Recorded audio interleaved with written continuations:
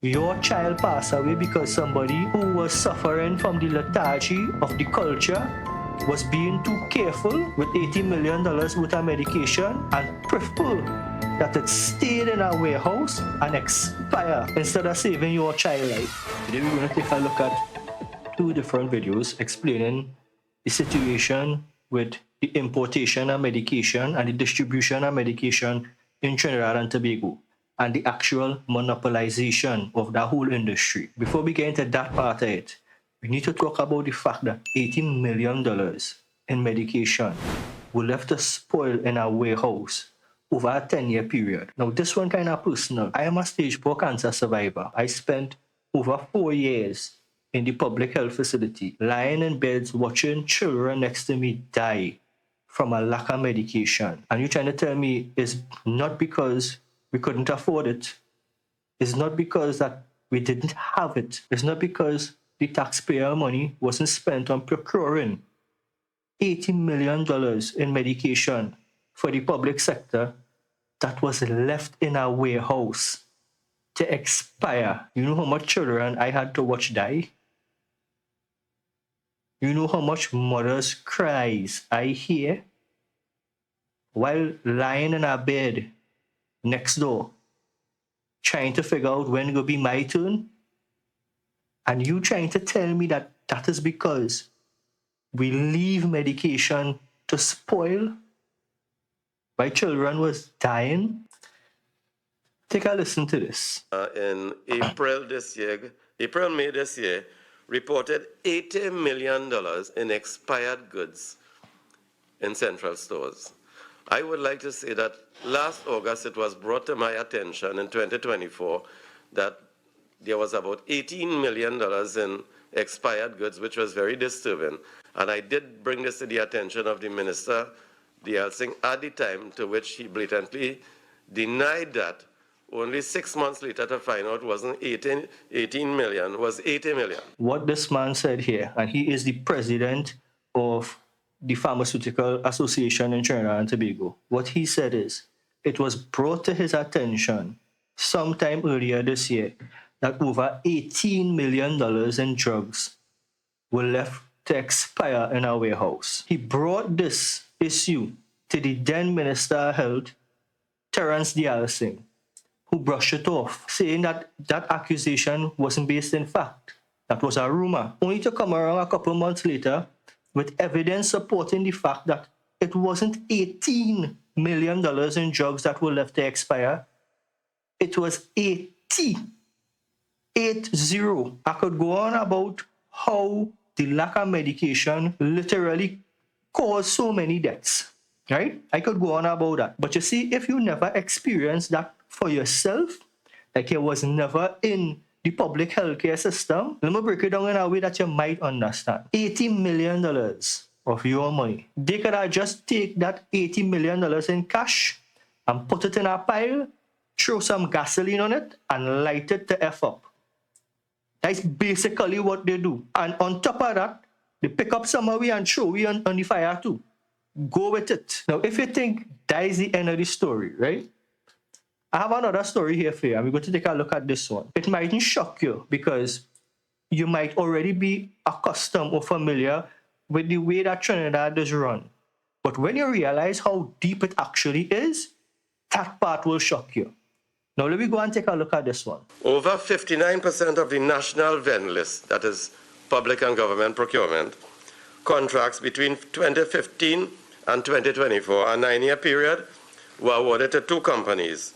Previously, Smith Robertson, now Aventa, and Bryden Pie. Over a 9-year period, over 59% of all public and private sector contracts were awarded to 2 companies only. Mr. Suchit said these 2 companies are controlling over 70% of the market. They carry all the specialty products, meaning oncology, gastrointestinal, all cancer drugs, high-end, high-cost. They carry everything, hypertension, stomach problems, ulcers, glaucoma, every imaginable complaint that a patient has. Aventa has positioned themselves to be controlling all the international drug brand houses, all the major ones, and all the major generic brands also. And over the last year, they have also been acquiring the generic brands from some of the small and medium companies. So basically, they are controlling everything. Basically, what he's saying is, over the last 9 years, only these two companies were awarded the majority of both public and private sector contracts to bring in drugs into the country. By doing so, they were able to monopolize the system. How? Because what they then did is approach the major companies that are selling the biggest drugs.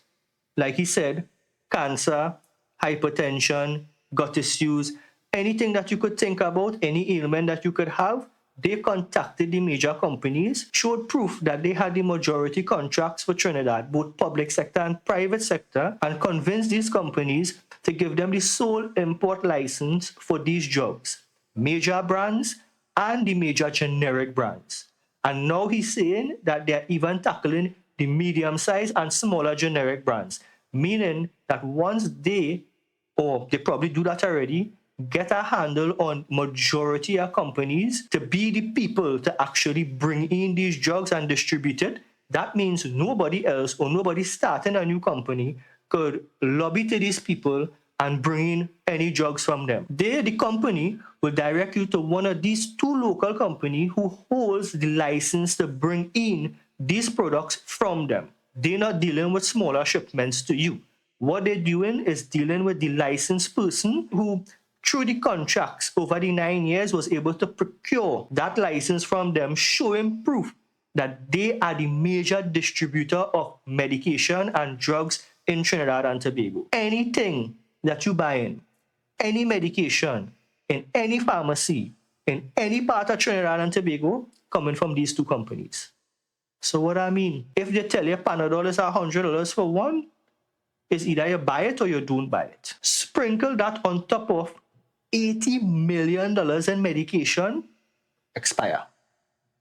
Go on to waste. How many people died during that period because of a lack of basic medication? I hope that the government right now not just highlighting this issue to make themselves look good, and actually pursue this and get to the bottom of this and hold the responsible parties to the full brunt of the law, because you are literally responsible for people dying. And we just quiet. We just say, check what they do, and just waiting for the next trending news story to say, look what they do again. And just continue that same cycle. That will be doing. That is what we're doing. What are we doing? I kind of ran off there, and I'm going to need to cut off half of this. But take a look at what this independent person on the chair had to say, right? Now, she is a member of the Pharmaceutical Association, but she's an independent member. So hear what she had to say. Even listening to the contribution about the due diligence, I wonder how we got to a stage where we had $80 million worth of drugs being expired. How did we... Is it that our system, the lethargy kind of permeates every sphere of our system, that we found ourselves being so careful that we had $80 million worth of expired drugs, which... If this is your point of view and your perspective, you need to check your mental health. Because let me dissect what she said, right? Let me dissect what she said. She said, is it a symptom of the lethargy that permeates our culture, right? What is lethargy? Lethargy is laziness. Then you went on to say, is it the lethargy that permeates our culture that causes us to be so careful? What? Laziness causes you to be careful, and through that careful, you didn't give sick and dying people the medication that they needed and allow it to stay in a warehouse for over a 9 to 10 year period and expire $80 million in medication. Now, what are you trying to tell me? You are saying that the lethargy, right, laziness, that permeates our culture cause the people to be so careful. Laziness has caused people to be careful. It caused them to be so careful that they deprive sick people the medication that they needed to save their life. This is what you're saying and trying to make it make sense? You trying to tell me that what you're saying here making sense? Boy, this is our fault, you know. This is our fault. Because we allow this to happen. We're letting it happen. Imagine a mother sitting home right now who lost their child to cancer, who lost their child to an ailment due to a lack of proper medication. Imagine that mother sitting now and watching this happening and trying to wrap their head around the fact that your child did not pass away because there wasn't enough medication to give them. Your child passed away because somebody who was suffering from the lethargy of the culture was being too careful with $80 million worth of medication and prefer that it stayed in a warehouse and expire instead of saving your child life. Imagine a mother sit down and had to live with them thoughts now. Had to live with that reality. I know what I saying sounding like something terrible, right? But that is the fucking reality of it. That is the reality of it. That is what these people do. That is what they are responsible of. Since I doing this has to be the worst topic that I ever covered. I, in my own mental capacity, can't bring myself to believe that we as a society will allow this to pass like it's nothing. And it's probably, you know, my own personal history and my own ties with dealing with the public healthcare system for so long and having to see what I saw and lived through, what I lived through. That shouldn't be the case. This here should be upsetting every single person in Trinidad just the way it's upsetting me right now. I got a real cutting to do on this video because I real rant on this and I had to trim it down plenty because I honestly can't believe, I really can't believe it. But yeah, but leave your thoughts in the comments below. Let me know what you think about the situation and how we should go about dealing with this as taxpaying citizens of Trinidad and Tobago, whose money literally went up in flames, whose loved ones were lost because of a lack of medication. I don't know. Let me know what your thoughts is. For them Fellas Reviews is Jeremy. Don't forget to like and subscribe, and I'll see everybody in the next one. Later.